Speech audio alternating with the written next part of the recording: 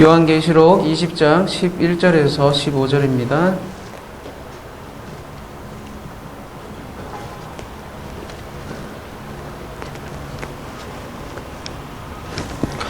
또 내가 크고 흰 보좌와 그 위에 앉으신 이를 보니 땅과 하늘이 그 앞에서 피하여 간데 없더라. 또 내가 보니 죽은 자들이 큰 자나 작은 자나 그 보좌 앞에 서 있는데 책들이 펴 있고 또 다른 책이 펴졌으니 곧 생명책이라. 죽은 자들이 자기 행위를 따라 책들에 기록된 대로 심판을 받으니 바다가 그 가운데서 죽은 자들을 내주고 또 사망과 음부도 그 가운데에서 죽은 자들을 내주매 각 사람이 자기 행위대로 심판을 받고 사망과 음부도 불못에 던져지니 이것은 둘째 사망 곧 불못이라. 누구든지 생명책에 기록되지 못한 자는 불못에 던져지리라. 오늘은 우리 하나사랑교회 이름으로 공식적인 모임의 첫날이죠. 보통 설립 예배라는 것을 드리죠. 그래서 설립 예배를 드릴 때는 이렇게 노예 이렇게 어르신들을 모시고 여러 가지 행사를 하는데요.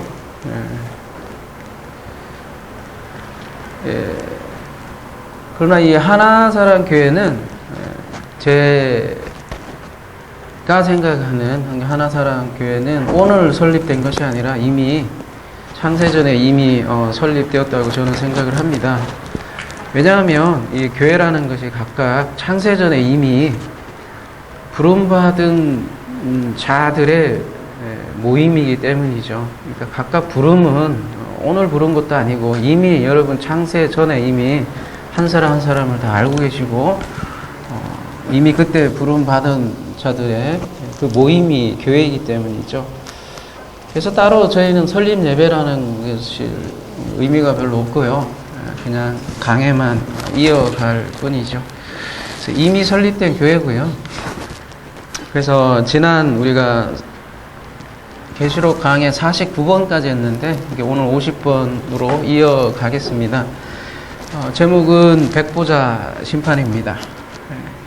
11절에 또 내가 크고 흰 보좌와 그 위에 앉으신 이를 보니 땅과 하늘이 그 앞에서 피하여 간데 없더라.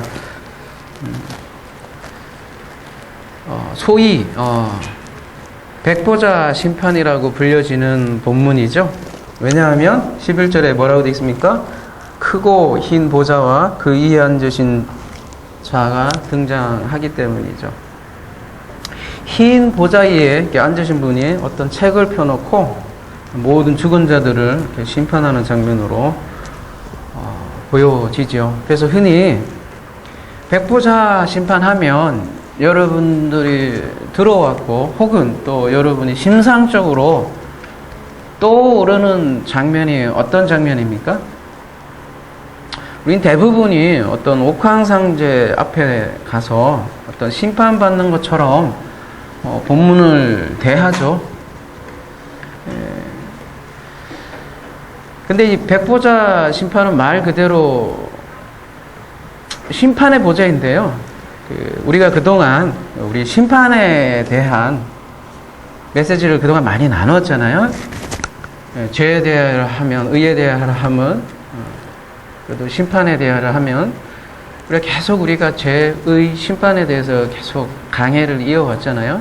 그래서 이 심판이라는 것을 이해하게 되면 자연스럽게 백보자 심판이 무엇인지 이해할 수 있을 것 같고요. 그동안 우리가 아주 고질적으로 가지고 있는 그 옥황상제 개념에 그 심판 개념은 더 이상 우리에게 없어져야 될 것 같습니다. 우선 이 심판을 하는 이가 누구입니까? 그 백보자 위에 앉으신 이가 누구일까요? 그 옥황상제의 그 아버지일까요? 아니면 누구일까요? 백보자 심판 하시는 분이. 그거부터 일단 보자고요. 마태복음 16장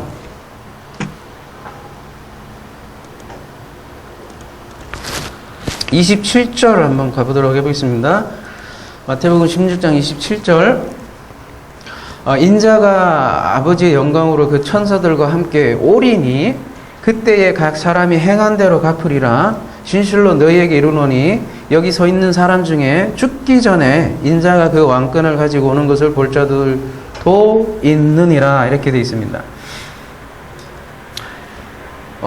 여기서 여러분이 발견할 수 있는 건 뭐예요? 그 인자가 아버지의 영광으로 그 천사들과 함께 뭐라고 그래요? 갑니까 옵니까? 오리니라고 되어 있어요. 우리가 가는 게 아니라 아들이 온다는 거예요. 그런데 여기 뭐라고 되어 있으면 뒤에는 여기 서 있는 사람 중에 뭐라 그래요? 죽기 전에 라고 이렇게 표현을 하고 있어요. 그러니까 죽어서 심판을 받는 것이 아니라 어떻게 한다는 얘기예요? 그러면 죽기 전에 인자가 오셔서 심판을 한다는 거예요. 그러니까 우주 종말 때 있는 일이 아니라 내가 살아있을 때 이미 우리는 심판을 받는 거예요. 사실은 성도들에게 심판 자체가 없지요. 예. 요한복음 5장 27절 한번 가보도록 해보겠습니다. 요한복음 5장 27절.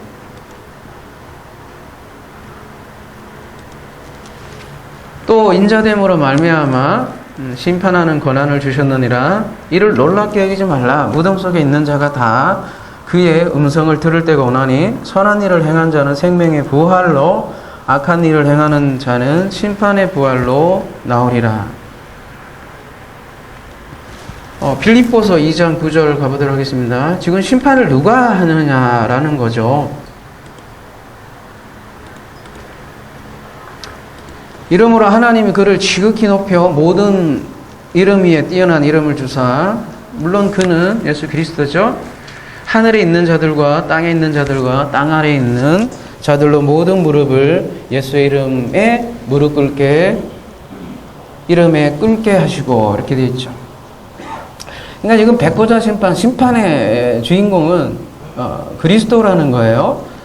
근데 왜 심판의 주인공이 그리스도라는 것은 우리 요한계시록 자체에 그 문학적인 구조 자체에 이미 확실히 드러나 있어요. 왜 그러냐면요. 화면을 잠깐 보도록 하겠습니다.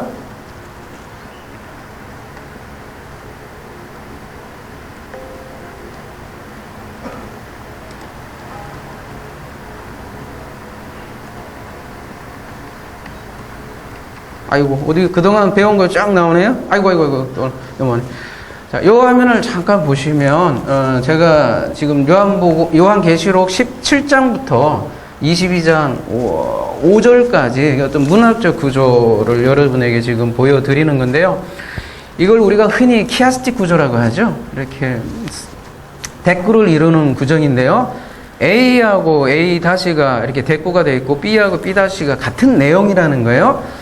그런 구조로 볼 때 여러분 주목하실 것은 이렇게 노랗게 되어 있는 부분 있죠. 요한계시록 19장 11절에서 16절은 무슨 내용입니까? 백마 타신 분의 정복과 심판 이렇게 되어 있죠. 백마 타신 분이에요. 그게 B- 백보자 심판하고 둘이가 이렇게 대칭이 되어 있다고요. 그러니까 쌍을 이루고 있죠. C하고 C-는 어떻게 해요? 두 짐승, 사탄. 그 다음에 D는 뭐예요? 1000년 동안 옥살이하고 성도는 1000년 동안 왕소리. 이렇게 쌍이 이루어져 있는데 B하고 B-가 이렇게 대꾸를 이루고 쌍을 이루고 있다는 거예요. 그러면 무슨 얘기냐? 백마 탄 그리스도 여러분 기억하시죠? 제가 몇 강했는지는 저도 기억을 잘 못하겠지만 그때 강해를 제대로 이해한다면 이 백보자 심판도 거의 같은 내용이라는 것을 알 수가 있는 거예요. 그래서 백마 탄 그리스도를 잘 이해하며 백보자 심판을 좀 더 명확하게 이해할 수 있다는 것이에요. 그래서 우리 잠깐 여러분 오래됐으니까 한 달이 좀 넘었으니까 우리 요한계시록 19장에 무슨 얘기를 했었던가 잠깐 기억을 되살려 보자고요. 짧게라도요. 요한계시록 19장 11절이 무슨 내용이었는가 한번 잠깐 볼게요. 또 내가 하늘이 열린 것을 보니 보라 백마와 그것을 탄 자가 있으니 그 이름은 충신과 진실이라 그가 공의로 심판하여 싸우더라. 이 지금 백마 탄 그리스도가 나오죠. 이 백마 탄 그리스도는 뭐하고 전혀 정반대의 그림이냐면 붉은빛 진성을 타고 있는 누구하고요? 음녀하고 정반대의 그림으로 나오는 거죠. 근데 이 백마라고 되어 있는 이 원어는 이 르코스라고 되어 있는데요. 그러니까 희고, 원래 빛나다라는 뜻이 강해요. 근데 어쨌든 희고 빛나다는 뜻이에요. 우리가 흰색에 대해서 우리가 나눈 적이 있죠. 흰색은 어떤, 그 성경에서 말하는 메시지는 흰색 하면 어떤 메시지를 준다고 그랬죠? 기억나세요? 순결하고 정결하고, 그래서 대제사장이 입는 옷이다. 우리가 그렇게 배웠죠? 그리고 천국 백성들이 입는 옷이고 또 하나님 자신의 색깔이기도 하고요. 근데 여기에 보면 그 이름이 뭐래요? 충신과 진실 이렇게 돼 있는데, 우리나라 말 개역 개정에는 이렇게 번역돼 있어서 조금 헷갈리제이션이긴 한데, 피스토스예요. 그러니까 그의 이름은 믿음과 진실이라고 번역되어 있는데 알레테이아 진리예요. 그래서 믿음과 진리래요. 그의 이름이. 그리고 그가 무엇으로 심판을 한대요? 그가 공의로 심판하며 싸우더라. 누가요? 백마탄 그리스도가 믿음과 진리, 그 실체가, 그의 이름이 믿음과 진리래요. 근데 그가 공의로 심판을 한대요. 공의가 뭐예요, 여러분? 세상에 말하는 저스티스? 정의의 이름으로 칼로 너를 물리치니라? 이렇게 많이 이해를 하지만, 공의라는 건 뭐예요? 내가 의에 대하라고 하면 내가 아버지께로 감이라. 왜 아버지께로 가요? 예수님께서 다시 오기 위함이죠. 그래서 공의라고 하는 것은 내 안에 이루어지니 연합된 그 의를 디카이오 쓰네라고 하는 거죠. 그것으로 심판한다는 거죠. 그래서 그 백마와 지금 백보자 똑같은 이미지예요. 하나는 말이고 하나는 보자인데, 백마와 백보자 상징은 그래서 같다고 할 수 있어요. 무슨 얘기냐면 깨끗한 뭘로요? 말씀으로 심판을 한다는 거죠. 요한복음에서 그래서 그리스도도 내가 심판하는 게 아니라 뭐가 심판을 한대요? 궁극적으로는 말씀이 심판한다고 그래서 그렇게 얘기를 하잖아요. 그 심판은 로고스가 하는 것입니다. 그래서 19장 12절 그 눈은 불꽃 같고 그 머리에는 많은 관들이 있고 또 이런 쓴 것 하나가 있으니 자기밖에 아는 자가 없고 이렇게 되어 있습니다. 백마탄 그리스도가 지금 제가 이렇게 관계상 왔다 갔다 하기가 좀 그러네요. 근데 여러분 기억을 되살리면 많은 관들을 썼는데 어떤 관에 이때는 디아데마라는 관을 쓰고 있어요. 기억나십니까? 디아데마하고 성경에서는 관이 면류관이 두 가지가 있어요. 스테파노스가 있고, 우리 카페에 한 분이 그 닉네임이 스테파노스인데요. 그래서 그분이 아마 이걸 좋아해서 그랬던 것 같아요. 스테파노스는 우리가 굉장히 면류관처럼 올림픽처럼 열심히 경주를 해서 얻은 거고, 이 디아데마는 뭐예요? 왕이 쓰는 면류관이에요. 그러니까 그 권력의 상징, 힘의 상징을 가지고 있는 거죠. 그러니까 지금 백마탄 그리스도가 디아데마를 쓰고 있다는 건 뭐예요? 왕으로서, 심판주로서 쓰는 관을 얘기하는 거겠죠. 근데 이 디아데마는 이 용과 짐승도 써요. 이렇게 흉내를 내는 거죠. 그들에게는 힘이 있기 때문에 그런 관을 쓰고 있는 것이죠. 그래서 우리가 그 디카이오 스네로 심판을 한다고 하는데, 내 안에 의가 없으면, 말하자면 의라는 게 다름이 아니라 아버지와 하나가 되지 않으면, 아버지의 그 마음이 없으면, 하나가 되지 않으면 예수 그리스도가 오히려 디아데마를 쓰고 우리에게 다가온다는 거죠. 그래서 어떤 이에게는 면류관 얘기를 많이 하지만, 구원의 면류관에 스테파노스를 쓰고, 어떤 이는 심판의 관에 디아데마를 쓰는 거죠. 그래서 항상 성경이 메시지는 그래요. 어떤 이에게는 구원으로 다가오고 어떤 이는 심판으로 다가오는 것이죠. 13절 또 그가 피 뿌린 옷을 입었는데 그 이름은 하나님의 말씀이라 칭하리라. 제가 왜 계시록 19장을 다시 언급하냐면 20장 요 마지막 결론이거든요. 요한계시록 어떻게 보면 그 다음에 이제 계시록 21장은 이제 후절이라고 해서 에필로그예요. 그래서 가장 어떻게 보면 우리가 가장 중요한 절부터 이렇게 하나사랑교회 이름으로 처음 마지막 성경의 결론일 수도 있거든요. 근데 그게 너무 많이 오해가 되어 있는 구절이기도 하고요. 근데 이게 19장하고 굉장히 밀접한 관련이 있다라는 것을 여러분에게 말씀드리려고 다시 하나하나 언급을 하는 거예요.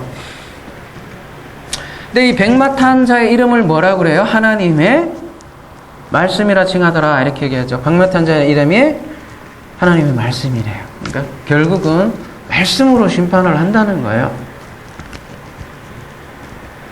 깨끗한 말씀이 되지 않으면 심판되는 거죠. 그러니까 내가 가진 말과 그러니까 아버지가 가진 말이 똑같지 않으면 서로 커뮤니케이션 자체가 안 되는 거죠. 커뮤니케이션 자체가 아니면 그게 분리죠. 여러분 말 안 통하는 것만큼 답답한 거 있어요, 여러분? 보면 가족 간에도 서로 말 통하면 진짜 그것만큼 행복한 게 없잖아요. 근데 말이 안 통해서 되게 힘들잖아요, 서로. 안 통하는 자체가 사실은 심판이죠, 분리가. 14절에요. 하늘에 있는 군대들이 희고 깨끗한 세마포옷을 입고 백마를 타고 그를 따르더라. 그리고 이 말씀을 따르는 존재들이 또 있네요. 그들이 하늘의 군대라고 하네요.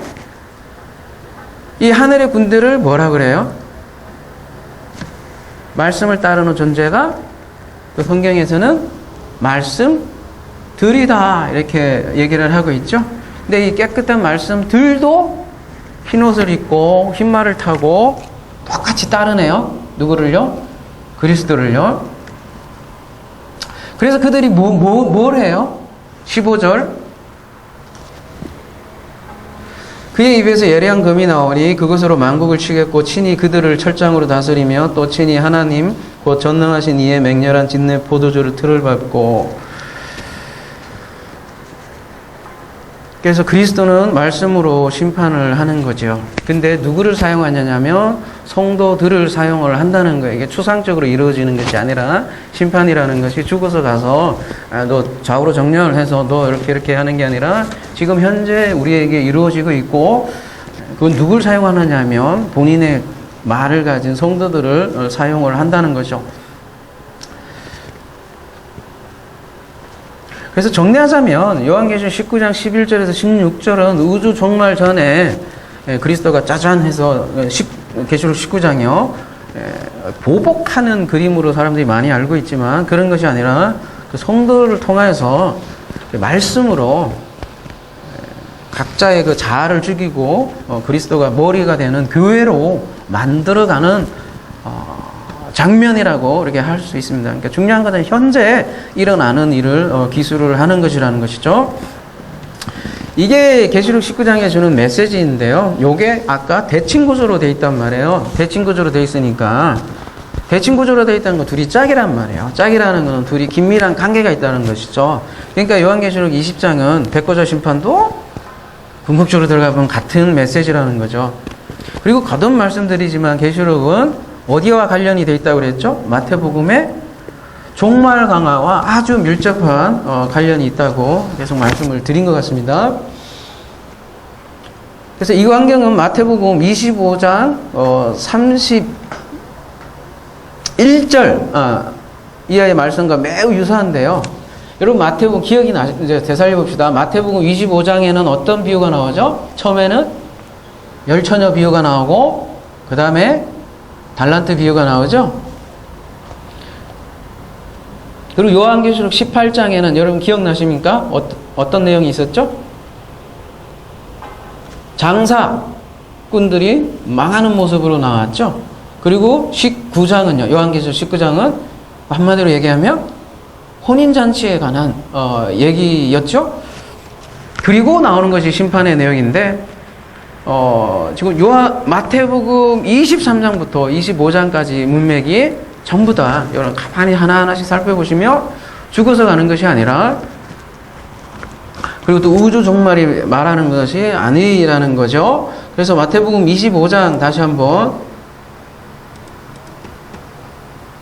살펴보시면 인자가 이 비유 다 끝난 다음에 마지막에 이제 나오는 비유를 여러분 함께 보시면 인자가 자기 영광으로 모든 천사와 함께 올 때에 여기도 한 개 오와요. 자기의 영광의 보좌에 앉으니 똑같죠? 이 영광의 보좌가 뭐겠어요? 요게 요한계시록 20장으로 얘기하면 영광의 보좌가 뭐겠어요? 요게 백보좌라고요. 그러니까 이 흰 보좌는 다른 말로 하면 영광이라고도 얘기할 수 있겠구나라고 할 수 있겠죠? 그리고 또 여기도 마찬가지로 인자가 천사와 함께 뭐래요? 온다 이렇게 이런 것이죠. 그래서 천국은 가는 곳입니까? 오는 곳입니까? 회개하라, 천국이 가까이 왔다 이렇게 해야지. 여러분, 예수님께서 가장 그 핵심 메시지는 그거예요. 제가 한 달 동안 논 게 아니라 깊이 예수님이 말씀한 핵심을 다시 한번 묵상하고 또 묵상했는데, 핵심은 그거예요. 예수님께서 하신 가장 메시지는 천국인데, 천국은 바로 여기 있다. 너희들 안에 있다. 너희가 천국이다. 천국에 대해서 메시지를 선포를 한 것이죠.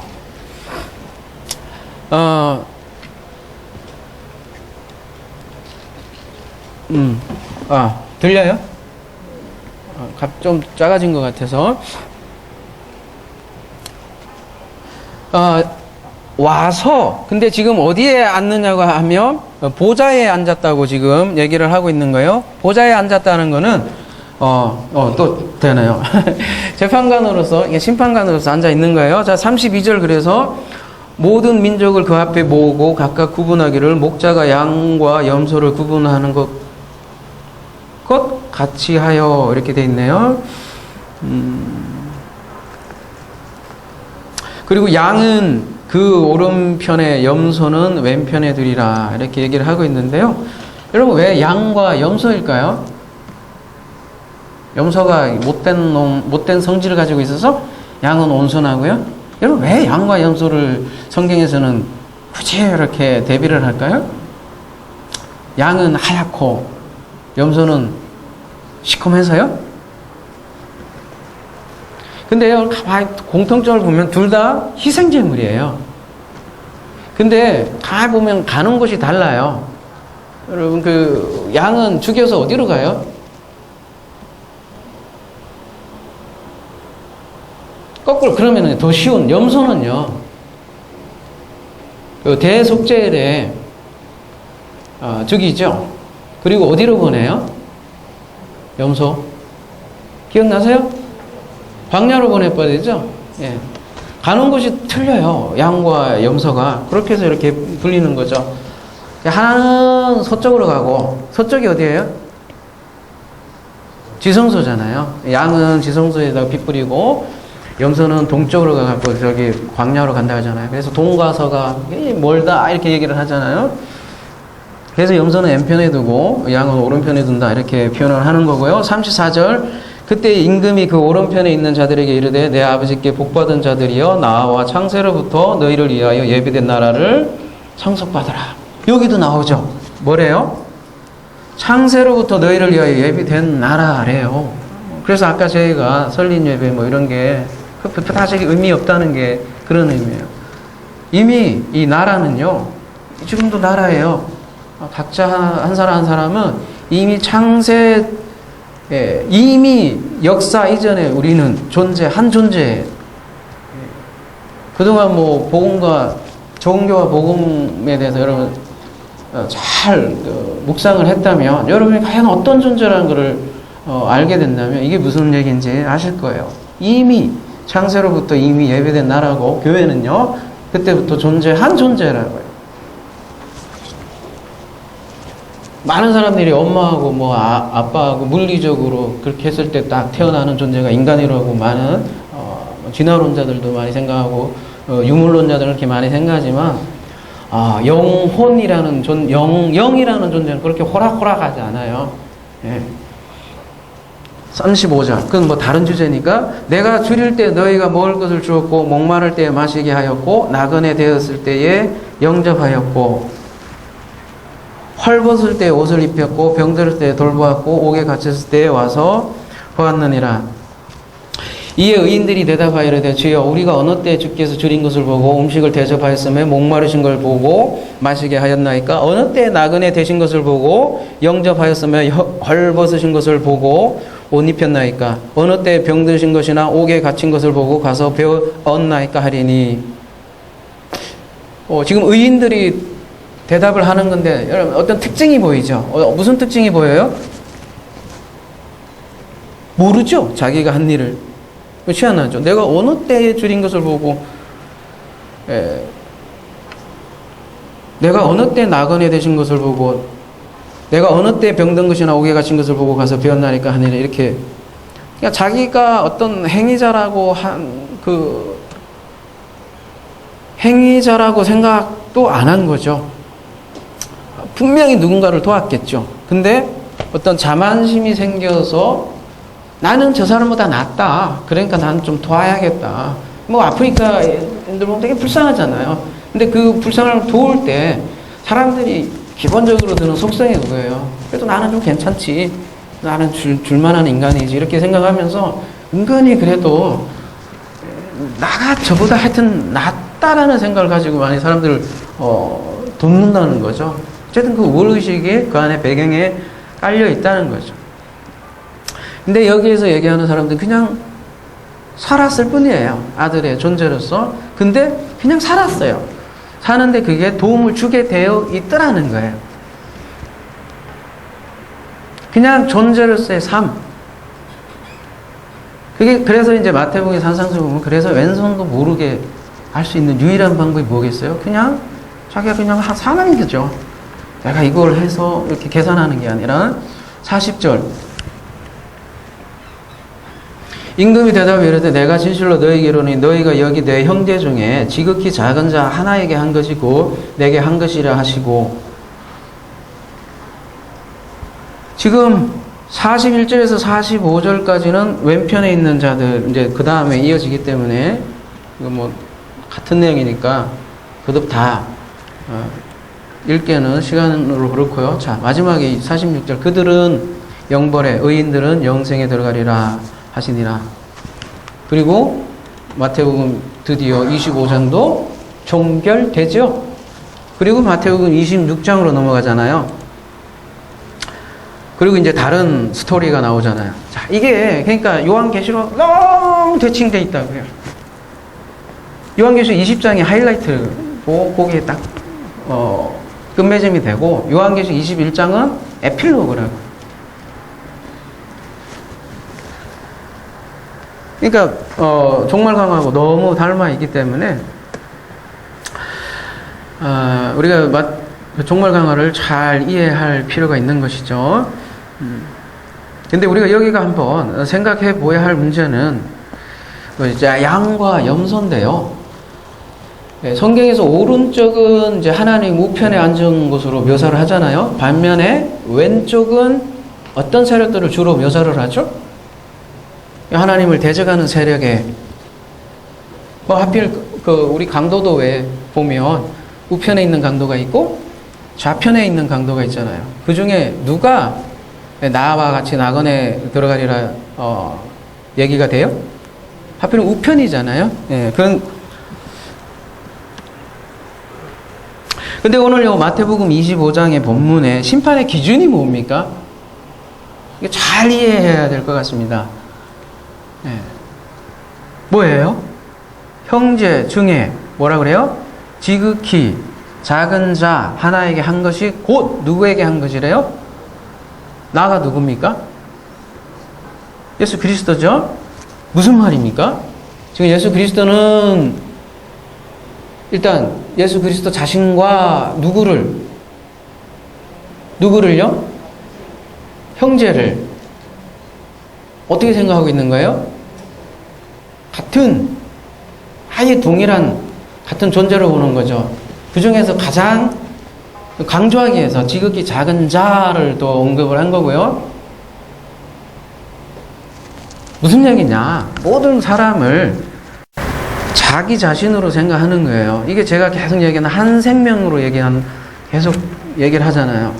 한 생명으로 보고 있다고요. 이게 이웃사랑이에요. 성경에서 말하는. 굉장히 깊은 얘기예요. 우리가 뭐 아프리카 이렇게 지극히 작은 자 돕는 그 수준 정도를 넘어요, 여러분. 우리가 어떻게 그렇게 할 수 있느냐는 거죠. 우리가 궁극적으로 이 의식이 바뀌지 않으면 소용이 없는 일들이에요.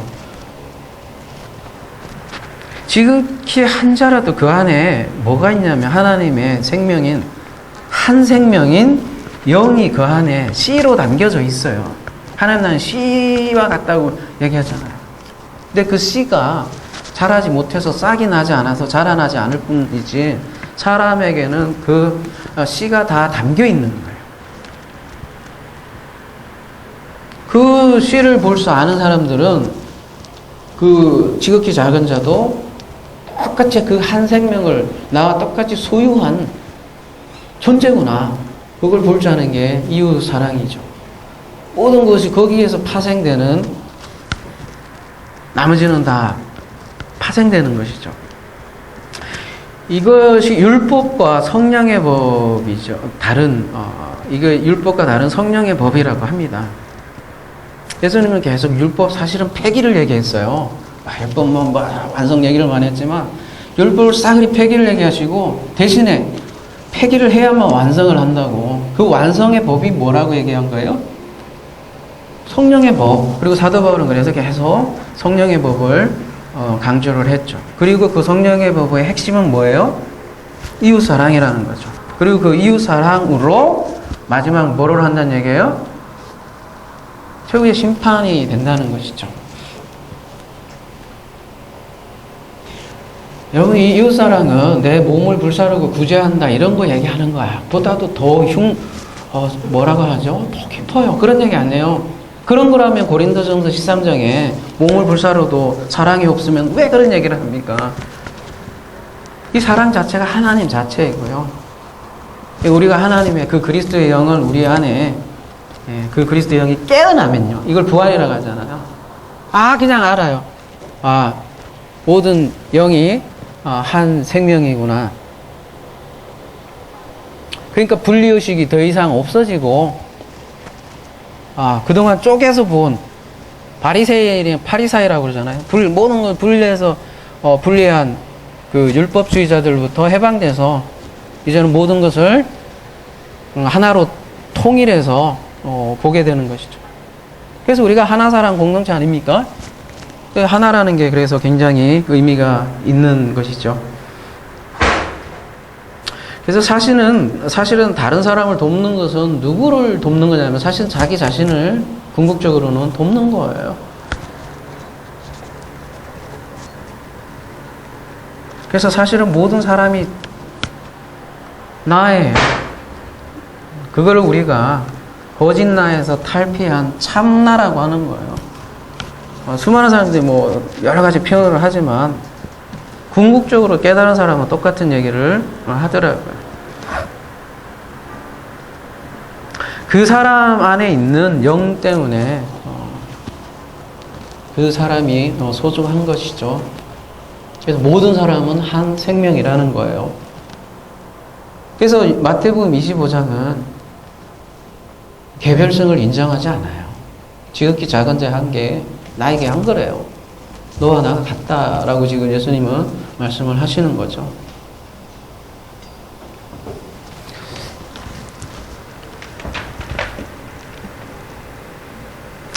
근데 자기 몸이 실제라고 생각을 하고 또 나와 다른 사람이 분리되어 있다 이렇게 생각하는 사람은 도저히 이런 생각을 할 수가 없어요.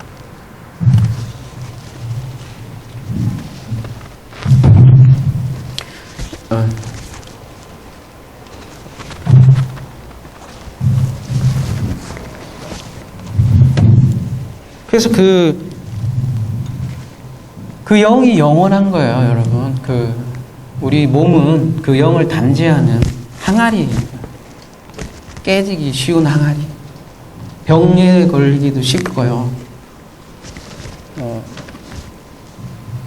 여러분, 복음을 안다고 해서 우울증 없는 거 아니겠죠. 몸이 약한, 우울증이라는 건 몸하고 긴밀한 연결이 되어 있는 거잖아요. 약해요. 우리 몸이라는 거는. 근데 우리 몸은 죽고 사라지고 하는 거지만 그 영은 영원한 생명이라는 거죠. 그래서 그 의식은 이미 존재하고 있었고요. 창세전부터 있었고요. 몸이 없어져도 남아 있어요. 그래서 불멸이라는 거죠. 우리 몸이 항아리인데 이 항아리를 움직이게 하는 게 도대체 무엇이냐는 것이죠. 유물론자들이 얘기하는 것처럼 단순히 생물학적으로 움직이는 게 우리의 생각일까요? 그걸 뛰어넘는 게 우리 이웃사랑이라는 것이죠.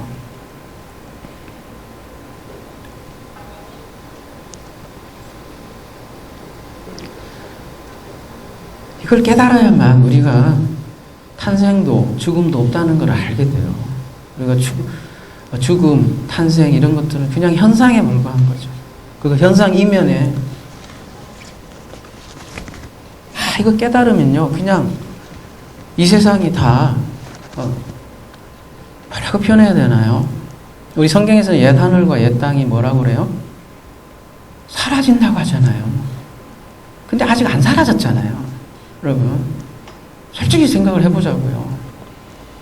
성경에서 맨날 사라진다며. 근데 안 사라져. 그 얘기하는 거 아니라고요. 그러니까 우리의 완전히 우리가 생각했던 하늘과 땅이라고 생각한 것들이 다 사라지고 진짜 하늘과 땅을 보게 된다는 거예요. 우리가 이 땅에 살고 있지만 다른 세상을 살게 되는 것, 그걸 땅과 하늘이 사라진다고 얘기하는 거예요. 그래서 오늘 본문으로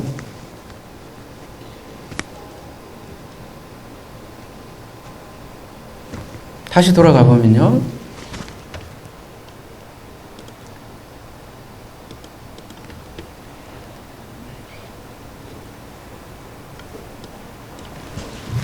서론이 길었죠. 서론이 길었는데 그만큼 이 백보자 심판은 오해가 너무 많아서 정말 사전 배경이 필요해요, 여러분. 그냥 믿으십시오 이런 문제가 아니라고요. 여기 보면 땅과 하늘이 그 앞에서 피하여 간데 없어지더라 이렇게 얘기를 한단 말이에요. 이걸 그대로 요한계시록의 그 문학 장르도 생각도 안 하고 묵시라는 게 뭔지 생각도 안 하고 자꾸 땅과 하늘이 사라진대요.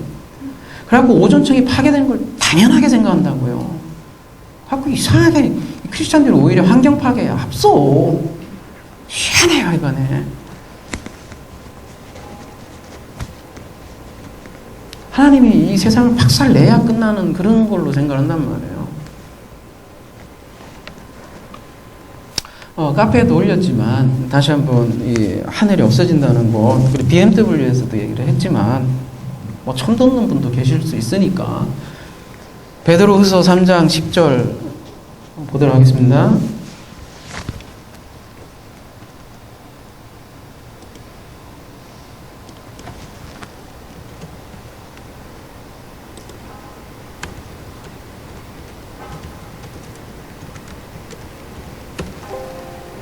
왜 베개가 됐네?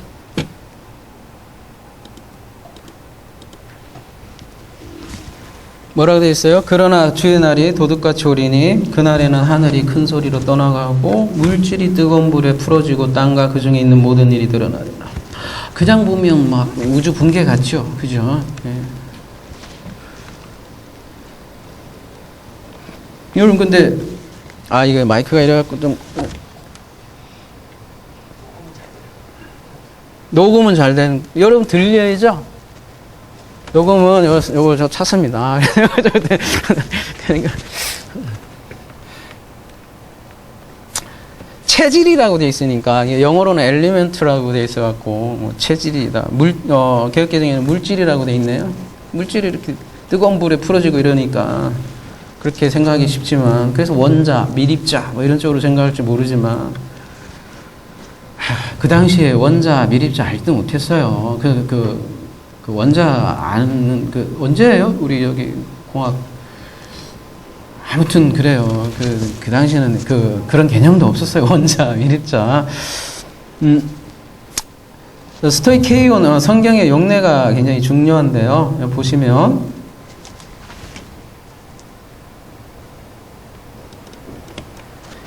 갈라디아서 4장 3절에 보면 뭐라고 되어 있어요? 초동학문으로 되어 있고, 갈라디아 4장 9절 초동학문, 골로새서 2장 8절 초동학문. 시간 관계상 생략할게요. 이게 전부 다 이렇게 여러분 용례를 쭉 보시면 대부분은 초동학문 이런 식으로 되어 있어요. 그러니까 맞아요. 이게 옛 하늘과 땅 맞아요. 근데 성경에서 생각하는 하늘과 땅은요, 우리가 생각하는 단순히 그 피지컬한 코스모스를 성경에서는 얘기하지 않아요.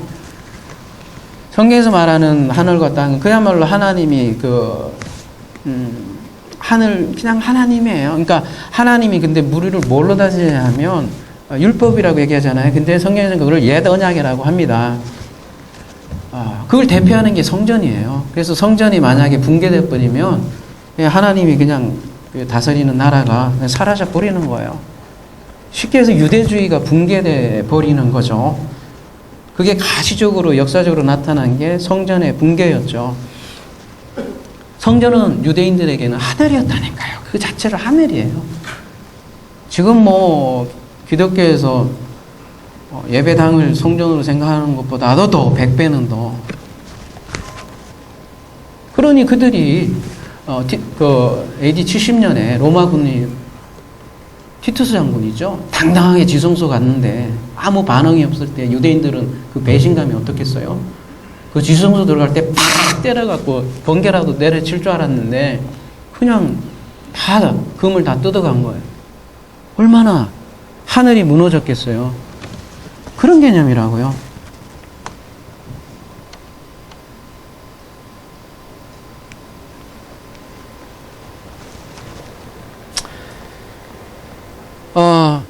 베드로후서 3장 13절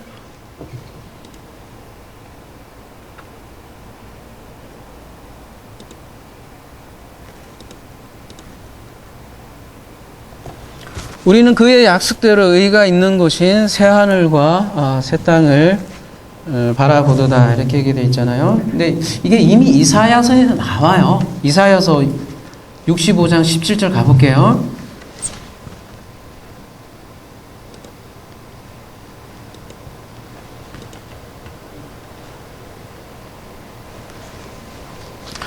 보라 내가 새하늘과 새 땅을 창조하나니 이전 것은 기억되거나 마음에 생각나지 아니할 것이라. 너희는 내가 창조하는 것을 말미암아 영원히 기뻐하며 즐거워할지니라. 보라 내가 예루살렘을 즐거운 성으로 창조하며 그 백성을 기쁨으로 삼고 내가 예루살렘을 즐거워하며 나의 백성을 기뻐하리니 우는 소리와 부르짖는 소리가 그 가운데서 다시는 들리지 아니할 것이며. 자, 여기서부터 잘 들어보세요. 거기는 날수가 많지 못하여 죽는 어린이와 수한이 차지 못한 노인이 다시는 없을 것이라. 곧 100세에 죽는 자를 젊은이라 하겠고 100세가 못되어 죽는 자는 저주받은 자이리라.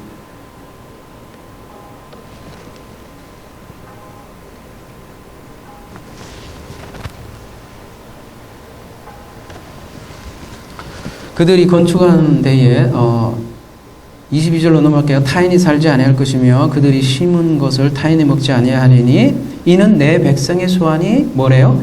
나무의 소환과 같겠고 내가 택한 자가 그 손으로 일할 것을 길이 누릴 것이며. 쭉 넘어갈게요. 너무 길어서.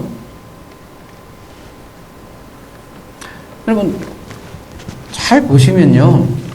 나무처럼 오래 살긴 사는데요. 사람들이 어때요? 영원히 살아요? 새하늘과 새 땅이래요. 그래서 오래 산대요. 근데 어때요? 죽긴 죽는다니까요. 그 표현 잘 보세요. 죽긴 죽어. 근데 오래 산대. 근데 100살 살면 젊은이라고. 근데 죽긴 죽는다고요. 그리고 사람들은 어때요? 집 짓기도 하고 농사를 결혼을 짓기도 하고 또 아이를 낳기도 한단 말이에요. 그러면 이런 그림이 도대체 뭘 얘기하는 거겠어요? 이사야서에서 얘기하는 거는? 이런 거지것대로 성경을 조금만 좀 풍성하게, 아니, 원래 얘기하려고 하는 걸 좀 이해를 하자고요. 거지것대로 이렇게, 뭐라고 하지? 문자적으로 얘기하려고 하는 게 아니에요. 그만큼 어떻다는 거예요. 이 이사야서 얘기하는 거는? 메시아의 나라죠. 이사야서. 메시아 나라가 그만큼 어떻다는 거예요? 축복을 얘기하는 거잖아요. 메시아에서 사는 백성들의 축복을 이런 식으로 그리는 거죠. 그냥 어린이가 동굴, 독사굴에 넣어갖고 이렇게, 그게 꼭, 그 아름다움을 그린 거잖아요. 그러니까 새하늘과 새 땅을 이런 식으로 그렸고, 메시아의 나라고, 그 나라는 새로운 복음의 시대를 얘기하는 거잖아요.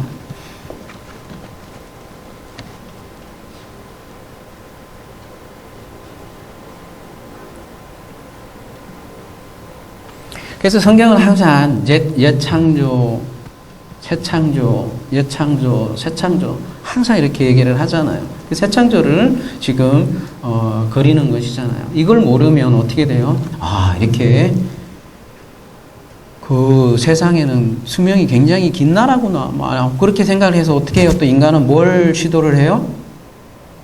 실제로 물리적인 영생을 트라이 하잖아요. 어떻게 해요? 의학기술을 발달시켜서라도 영혼이 죽지 않도록 살려고 노력을 하잖아요, 인간들이. 먼 훗날 그런 일이 생길 가능성이 충분히 있죠? 네. 근데 그 하나님과 관계없이 그렇게 영원히 살면 어떻게 돼요, 그거? 그거야말로 진짜 영원한 지옥이 되겠죠?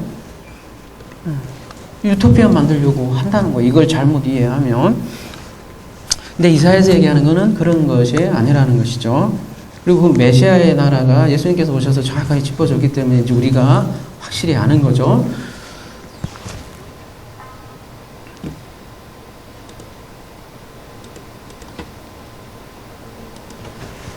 자, 다시 12절로, 요한계시록 20장 12절로 돌아와서 또 내가 보니 죽은 자들이 큰 자나 작은 자나 그 보좌 앞에 서 있는데 책들이 펴있고 또 다른 책이 펴졌으니 곧 생명책이라. 죽은 자들이 자기 행위를 따라 책들에 기록된 대로 심판을 받으니. 죽은 자들은 본문에서 네크로스인데요. 그리고 또 무론대소하고 이렇게 개역에는 번역이 되어 있었는데요. 여기는 큰 자나 작은 자나 이렇게 번역이 되어 있네요. 개역개정에는. 네. 아무튼 그 죽은 자들의 총칭을 표현하는 거죠. 죽은 자들은 누구겠어요? 그러니까 여러분 너희들은 왜 원어 공부하느냐, 왜 원어 보느냐, 지식 자랑하느냐, 별소리를 다 듣습니다만 사실 그렇잖아요. 우리가 죽은 자 하면 뭘 떠올릴 수밖에 없어요? 죽은 자들 이러니까 뭘 생각해요? 그냥 물리적으로 우리 몸이 실체로 생각하는 그 죽은 자, 그 생각밖에 할 수가 없잖아요. 그냥 국어를 보면. 한문은 좀 나으려나? 아무튼 근데 우리가 네크로스 하면 다양하게 이렇게 쓰이는데 특별히 말 그대로 그냥 몸이 죽는 것도 쓰여요. 근데 여러분 그 계시록 20장 5절에 보면 뭐라고 되어 있어요? 첫째 부활에 참여하지 못한 자들이라고 분명히 표현이 되어 있죠.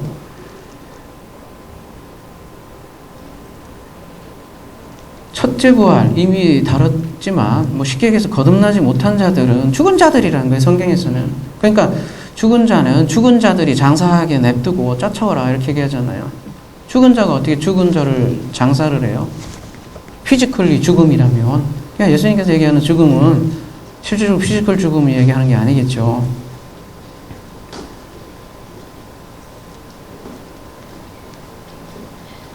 오늘 본문 보면 지금 두 가지 책이 등장을 합니다. 어떤 책이죠?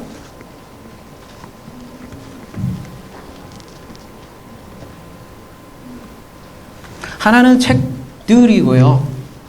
원문으로 뭐 따로 하긴 하세요. 그냥 하나는 또 다른 책이에요. 우리 국어는 이 복수 단서 개념이 좀 미약하긴 한데 그래도 책들로 표현되어 있으니까 그죠? 복수고 다른 책은 단수예요. 직역을 하면 그 다른 책은 생명이다 이렇게 되어 있어요. 15절이 여러분 보시면 생명책이란 말은 사실은 15절에는 없어요. 근데 12절에는요. 근데 15절 가면 생명책이라고 표현이 되어 있어요. 그렇기 때문에 생명책으로 볼 수 있는 거죠. 그리고 죽은 자들이 자기 행위를 따라 책들에 기록된 대로 심판을 받는다 그렇게 돼 있잖아요. 그래서 자기 행위를 따라 하기 때문에 우리가 흔히 여러분 뭐라고 들었어요? 생명책이 하나 있고 또 하나는 행위록이라고 들어보셨어요? 예, 행위록이라고 많이 그러잖아요. 행위록대로 심판받을 거다라고 이렇게 얘기를 하잖아요. 자기 행위를 따라라고 이렇게 표현이 되어 있기 때문에 그런 거죠. 자, 어쨌든 이 행위록은 복수로 되어 있고 생명책은 단수로 되어 있어요. 왜 그럴까? 왜 그렇게 했어요? 이유가 있겠죠.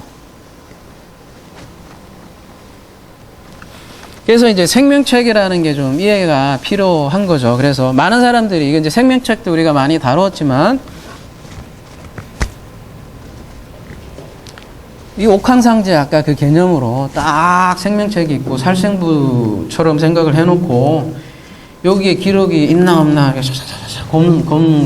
검사를 하는 거죠. 옥황상제님께서. 그래서 누구야 너 이름이 있냐 없냐 없네 너 있죠. 으악 해갖고 영원한 뜨거운 불에서 유황불에 튀김을 당하는 그렇게 생각을 하잖아요. 근데 생명책은 우리가 많이 다뤘지만 이 살생부를 말하는 게 아니고 한마디로 얘기를 하면 이 성경책이라고 할 수 있는데 이 성경책이 어떻게 되냐면 생명책이 되기도 하고 말 그대로 행위록이 되기도 한다는 거예요. 왜 그게 가능하겠어요? 요한계시록 19장 9절로 다시 한 번만 넘어가도록 해볼게요.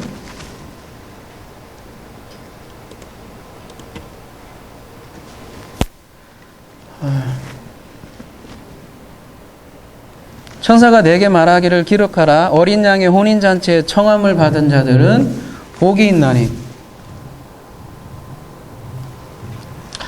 복이 있도다 하고 또 내게 말하되 이것은이 아니라 그랬죠? 이들은 하나님의 참되신 말씀 이것도 그렇죠? 말씀 뭐예요? 들이라 하시기로 이렇게 되어 있잖아요. 우리 존재가 말씀들이래요. 여러분 청함을 받은 자들은. 그래서 하나님의 말씀과 내가 가지고 있는 그 말이 같으면 호모 로게오라고 하잖아요. 호모 플러스 로고스면 그걸 시인이라고 하고 나 믿습니다 이 정도가 아니에요. 둘이 같아야 돼요. 그러면 그게 그냥 성경책이고 생명책이 된대요. 그러면 아버지와 같은 마음이 되고 그러면 그 생명책에서 바로 그 이름을 성경책 안에서 발견하게 되어 있다는 거예요. 여러분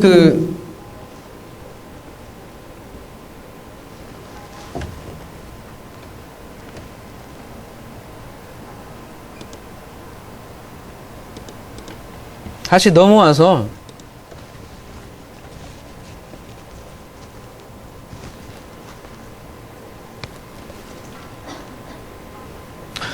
여기 20장 15절 보시면 누구든지 생명책에 기록되지 못한 자는 불못에 던져지리라 이렇게 15절에 보면 생명책에 기록되지 못한 자들이라고 표현이 되어 있는데 뭐 하나가 빠져 있어요.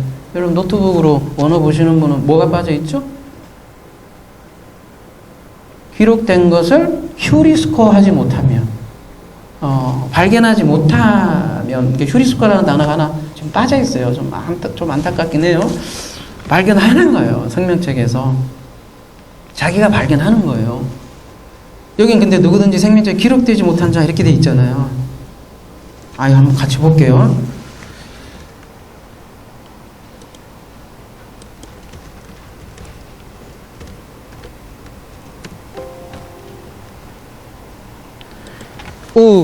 휴리스코 돼 있잖아요. 그러니까 기록된 것을 발견하는 거예요. 자기가 발견해야 된다고. 그러니까 네가 너는 무슨 집사는 있어 없어 이런 문제가 아니라 네가 발견해야 된다고요. 뭐에서요? 그 성경책에서. 제가 계속 얘기했잖아요. 여러분은 무슨 이름을 발견했냐고. 그 자기 발견이에요. 다른 말로 하면 자기 존재 발견이라고요. 계시록 2장 17절에서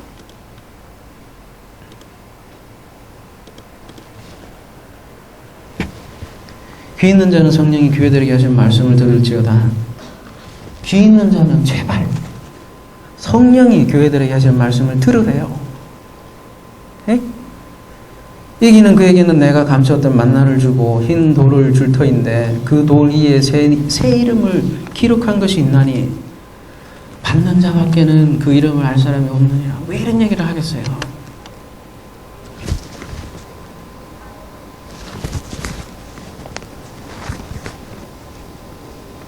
우리도 새 이름을 휴리스코 해야 되는 거예요. 근데 그 휴리스코한 그 이름은 오로지 뭐예요? 단수. 하나예요. 근데 행위록은 뭐예요? 복수야. 무슨 얘기예요?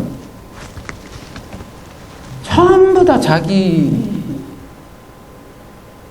물론 계시록 2장 17절에 무슨 얘기하는지도 모를 거예요. 그리고 전부 자기 나름대로의 자기 자신의 생각대로 해석을 하기 때문에 우리가 흔히 그 얘기를 하잖아요. 자기 이름의 숫자만큼 다른 신을 섬기고 있다고.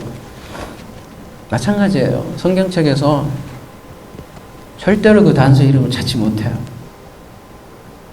그러면 행위록이 돼요. 그 성경책이. 그 행위록 갖고 누가 고소를 해요?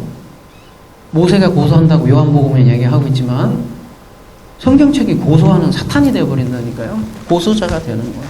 행위록이 된다고요. 성경책이. 이거만큼 사람 잡는 게 없다니까요, 여러분. 그래서요, 그 다음 요한계시록 20장 넘어가면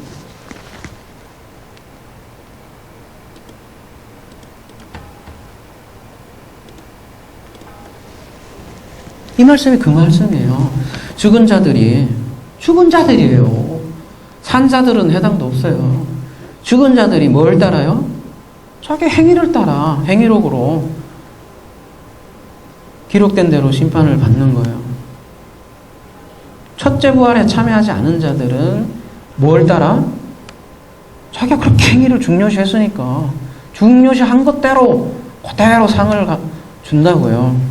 자기가 생각하는 대로 펼쳐주신다니까요. 행위를 자랑하잖아요. 행위를 자랑하냐? 그러면 그 행위대로 한번 네가 해봐라.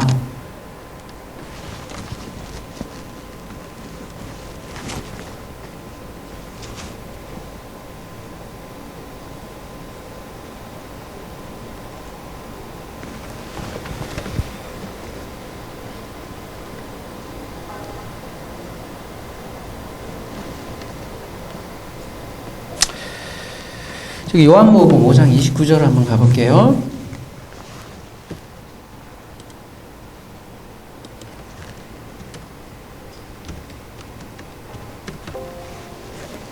뭐라고 되어 있어요? 선한 일을 행한 자는 생명의 벌로. 이때 행한 자는 뭘로 써 있어요? 원어에는?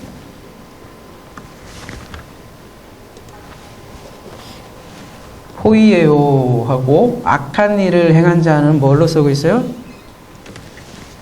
조금 다르게 쓰고 있죠? 뭐라고 돼 있어요?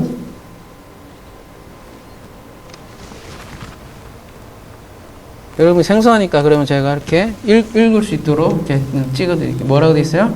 프라소하는 자는 심판의 부활로 나오니라 이렇게 되어 있어요. 그래서 제가 프라소하고 포에오 차이가 뭔가 이렇게 쭉 맥락을 보니까 프라소가 훨씬 더 부정적인 맥락으로 많이 쓰이더라고요. 그러니까 프라소는 하나님의 어떤 창조 행위에는 쓰이지 않더라고요.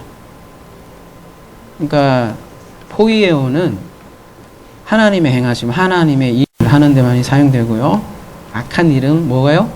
인간이 주체가 되는 행위에 많이 사용하더라는 거예요. 그렇다면 성경에서 얘기하는 진짜 선한 일은 뭘까요?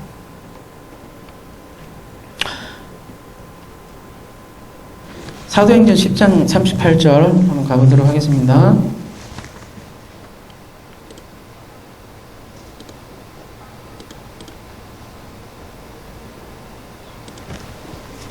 하나님이 나사렛 예수에게 성령과 능력을 기름 붓듯 하셨음에 이게 원인이에요. 원인.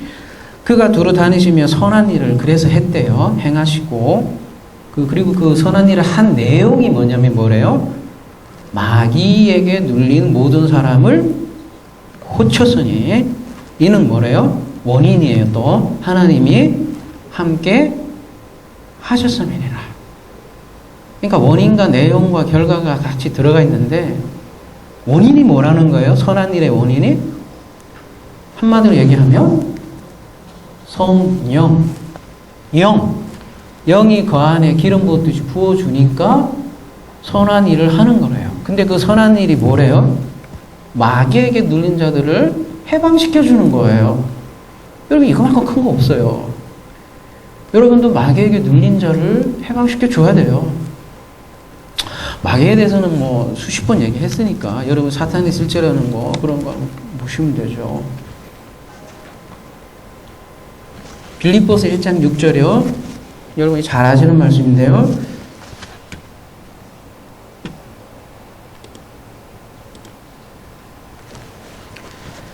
너희에게 착한 일, 에르곤인데요. 착한 일을 시작하는 이가 그리스도 예수의 날까지 이루실 줄을 우리가 확신하느니라. 우리 속에 착한 일을 시작하는 이가 누구예요?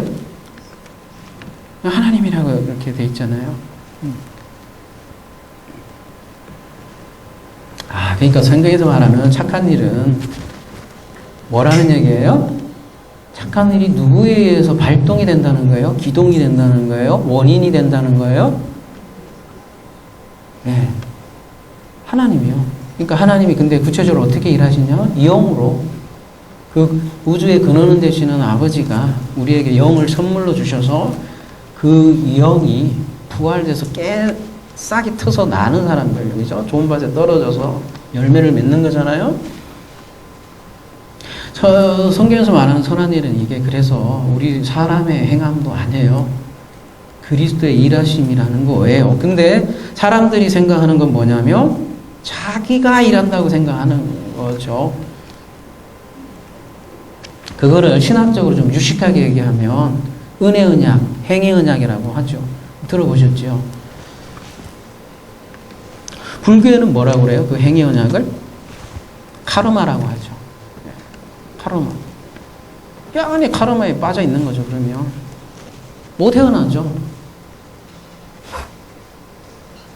율법에서는 그걸 또 뭐라고 하죠? 율법이라고 하잖아요. 그 사망을 경험하는 거죠. 율법을 통해서는.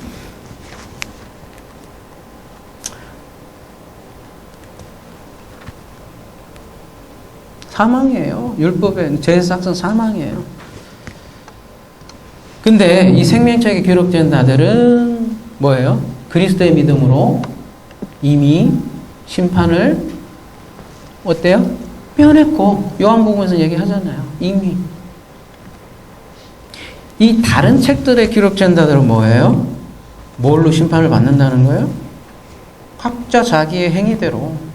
그러니까 그들이 쉽게 얘기해서 그들이 생각하는 대로 그대로 앞포디동이 할 수밖에 없다는 거예요. 하나님은. 그러니까 우리가 성경을 어떻게 읽느냐는 대단히 중요한 문제죠. 바른 지식으로 바르게 하는 건 굉장히 중요한 문제죠. 대충 자기 감정으로 이게 옳을 거다 이렇게 그런 문제가 아니에요, 여러분. 믿음이라는 게 단순히 믿음이다 이런 문제가 아니라니까요. 그 그리스도의 믿음을 그리스도가 가진 그 믿음, 그리스도라는 믿음을 나도 똑같이 갖는 게 믿음이라고요. 단순히 트러스트 문제도 아니고. 너무 쉽게 생각해요. 믿음으로 구원받는다 이렇게 하니까. 믿음에는 정확히 암도 포함되어 있고. 근데 그 모든 근원의 기동력은 영에 있다고요. 하나님께서 영을 선물해 주지 않으면 기동이 되지 않는다고요. 자랑할 게 없어요, 우리에게. 그래서 그러니까 생명 대신 그리스도에 근거할 거냐, 혹은 생명 없는 자기에 근거할 거냐, 이거에 따라서 뭐가 갈린다는 거예요? 심판이냐, 구원이냐, 아버지에게 분리냐, 아니면 아버지와 하나 되느냐, 결정된다는 것이죠. 고린도서 5장 7절로 가보도록 하겠습니다.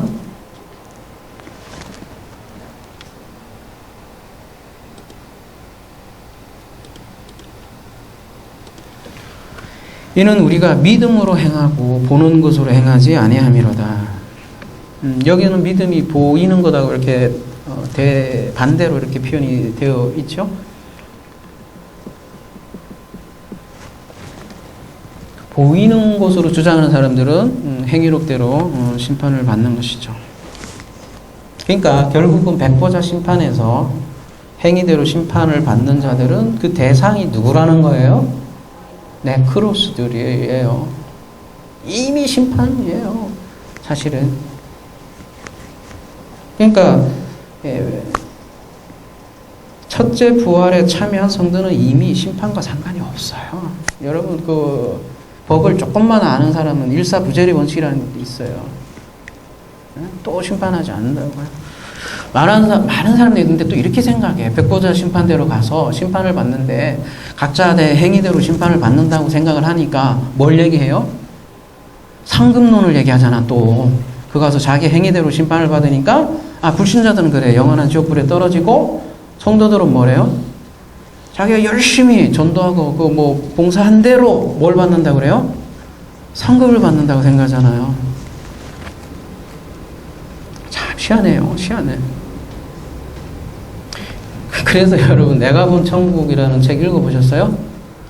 거기 가면 천국에 가면 이 세상에서 헌금도 안 하고 봉사도 안 하고 전도도 별로 하지 않은 사람들은 집도 없이 어디에 수용돼 있대요? 집단. 그 집단 수용소에 생활하고 있대요. 근데 이 땅에서 봉사도 많이 하고 헌금도 많이 하고 막 11조 잘하고 뭐 새벽기도 열심히 한 사람은 변기가 뭘로 돼 있다고 그래요?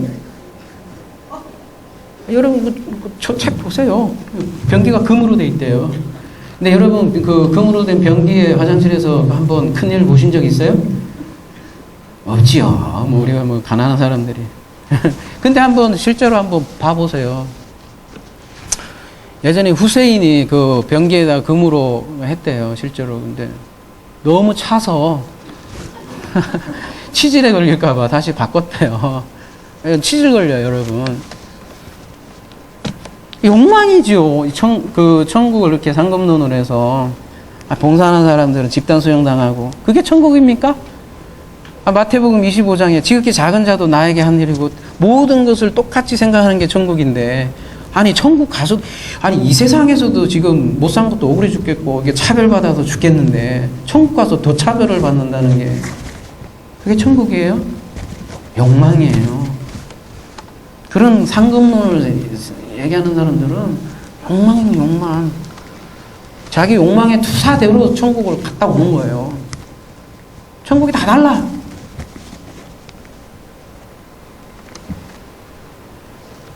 정작 사도 바울은 말도 안 했는데, 그죠? 13절요.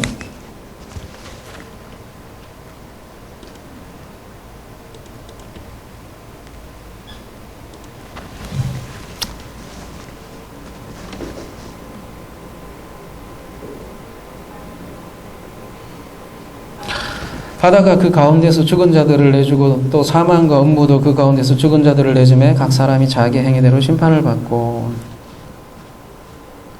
지금 저주, 심판을 상징하는 바다에서 죽은 자들을 내준다. 사망과 음부도 죽은 자들을 내준다. 이렇게 표현하고 있네요. 지금 잘 보시면 바다, 사망, 음부를 같은 개념으로 사용하고 있네요. 얼핏 보면 최후 심판을 받기 위해서 몸에 부활을 하는 것과 이렇게 생각할 수도 있겠지만, 죽은 자는 지금 바다, 사망, 음부 가운데 있거든요. 바다 안에, 사망 안에, 음부 안에 있던 죽은 자들을 이제 넘겨준다? 넘겨줘서 어디로 세우는가? 백보자인데요. 무슨 얘기예요? 그리스도 앞에 세운다? 그리고 아까 얘기했던 대로 자기 행위대로 심판을 받는다. 이런 내용이겠죠. 14절까지 같이 이어서 한번 함께 생각해 보자고요. 사망과 음부도 불못에 던져지니 이것은 둘째 사망 곧 불못이라. 근데 사망과 음부도 불못에 던져진다. 여러분, 사망과 음부가 어떻게 또 불못에 던져질 수 있어요? 생각해 보세요. 사망과 음부가 사람이에요? 아니잖아요? 그러니까 의인화된 개념이죠. 의인화된 표현인데, 그래서 우리가 음부에 대해서도 그래서 살펴봤지만, 그래서 궁극적으로 들어가 보면 이 음부라는 것도 이 장소적 개념이라기보다는 인격적인 개념인 거거든요. 우리가 지옥이라는 주제를 살펴봤잖아요. 천국과 마찬가지로 존재적 개념이라는 것을 우리가 알아봤잖아요. 그러니까 하나님과 분리되면 지옥이고 음부죠. 그 사람은 이제 사망의 존재라고 하는 거고요. 근데 이 음부의 존재인 죽은 자들은 지금 불못. 이거를 근데 꼭 또 둘째 사망이라고도 표현을 하네요. 둘째 사망에 던져진다. 이렇게 얘기를 하네요. 무슨 얘기예요? 여러분, 둘째 사망이라는 거는 뭐를 전제로 하죠? 예? 첫째 사망이라는 걸 전제로 할 거 아니에요? 단어적으로 보면.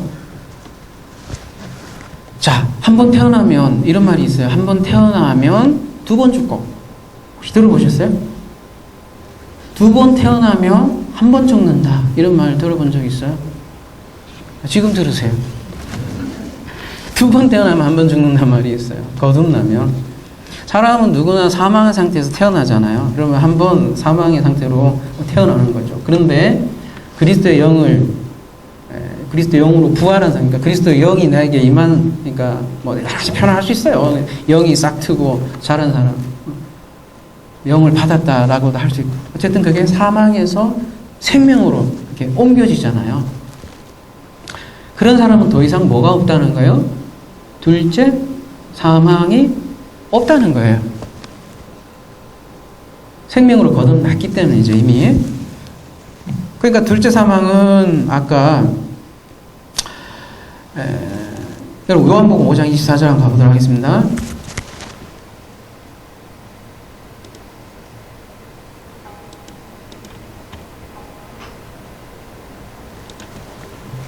내가 진실로 너에게로 오노니 내 말을 듣고 또 나를 보내신 이를 믿는 자는 영생을 얻었고, 완료해요.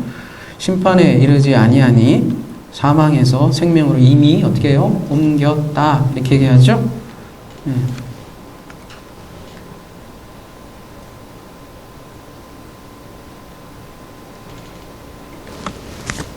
근데 그렇지 않은 사람은 다른 사망, 즉 둘째 사망을 경험한다는 거죠.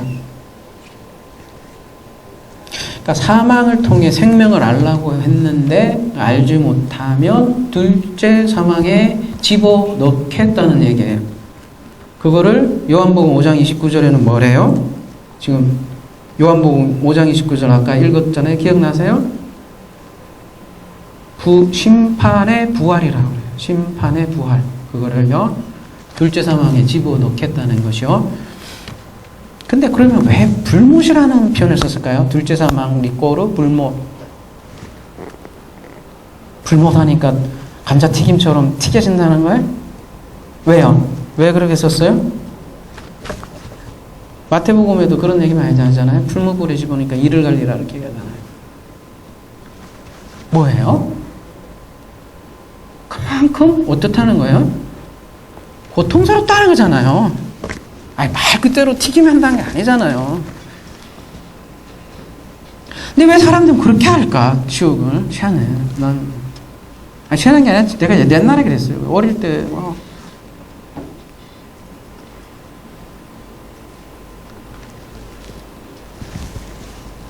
여러분 하나님과 분리되면 고통스러워요. 하나님의 영이 아예 여러분에게 없다고 완전 제거됐다고 생각을 해보세요. 네? 완전히 그냥 씨앗조차도 없다 생각을 해보세요. 하나님의 씨조차도 없다 생각을 해보세요.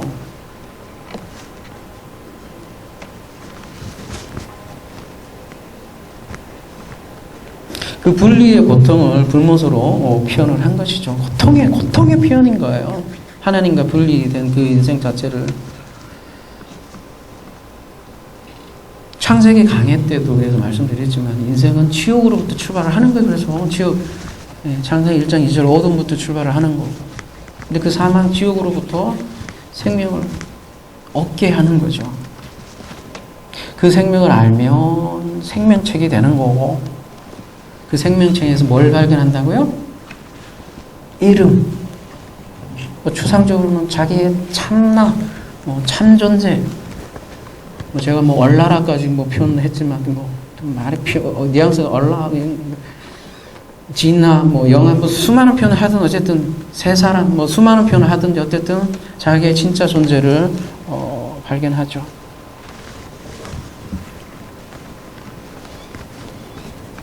그렇지 못하면 불못, 둘째 사막, 심판의 부활에 영벌에 던져진다는 거죠. 15절 마지막 절 다루고 마무리하겠습니다.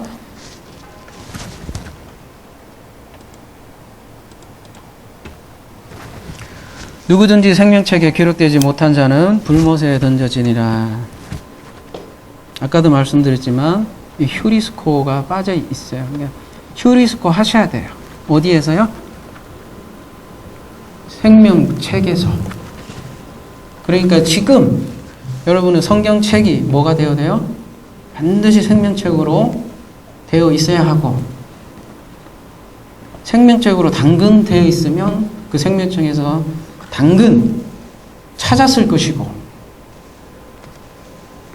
그게 마태복음에서 얘기한 밭의 강추인 보아일 것이고, 그건 어느 누가 빼앗아 가려도 끝까지 지킬 것이고, 그게 진짜 소중한 것이 안다면, 만약에 지키지 않는다면 그건 원래부터 몰랐던 걸 거고, 발견하셔야 돼요.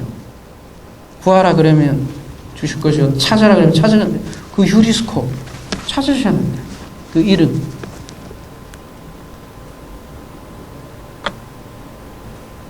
그렇지 않으면 둘째 사망에 또 다른 고통에 들어간다니까요. 끝나면 좋은데 그냥 싹 사라지든지.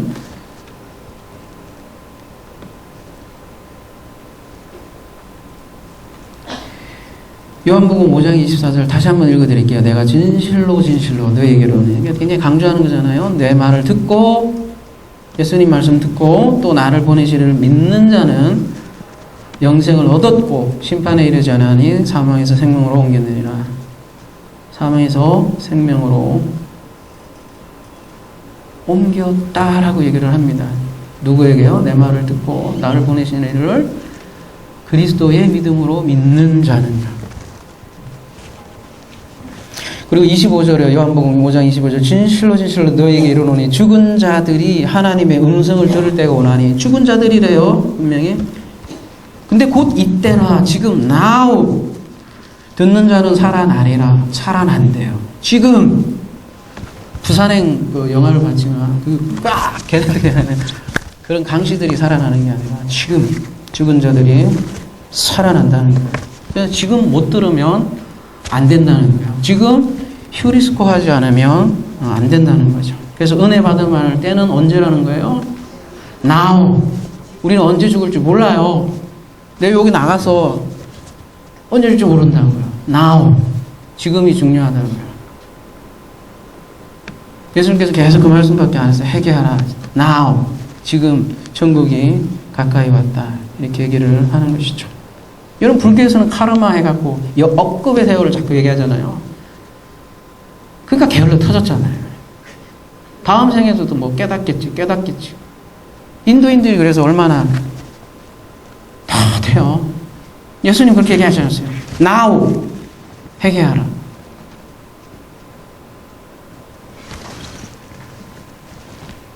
회개도 뭐 그 단어 아니겠지만 오늘 주제는 아니니까 오늘 지금 은혜를 맞자 발견해야 돼요.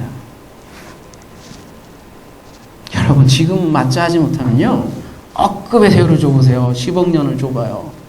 지금보다 더 좋은 기회가 없어요. 우리 다음 생에는 어떤 세상이 펼쳐질지 몰라요.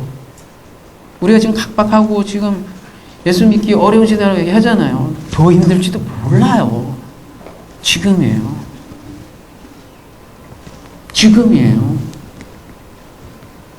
그게 자주 찾아오는 기회도 아니에요. 그러니까 백보자 심판은 죽어서 서는 자는 아니라 바로 지금 나에게 들려오는 지금이 바로 백보자 심판이에요. 지금 영벌과 영생이 갈라지는 순간이라고. 성경은 진리는 영원한 생명은 영원한 현재라니까요. 미래, 과거 생각할 거 없어요. 지금 내가 생명책이냐 행위로 갖고 붙들고 있느냐. 지금 내가 문 밖에서 문을 두드리느니 열라.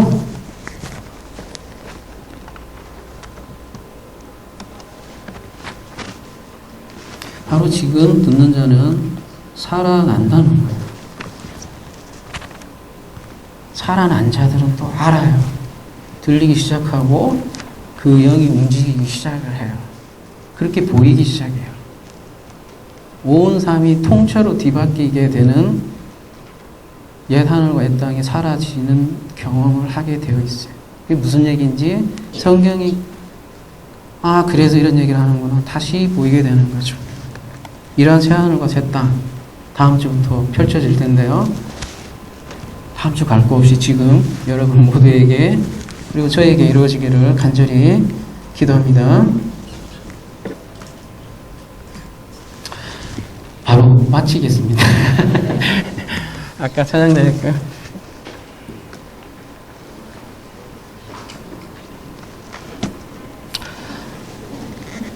녹화는 일단 요걸 먼저 끊고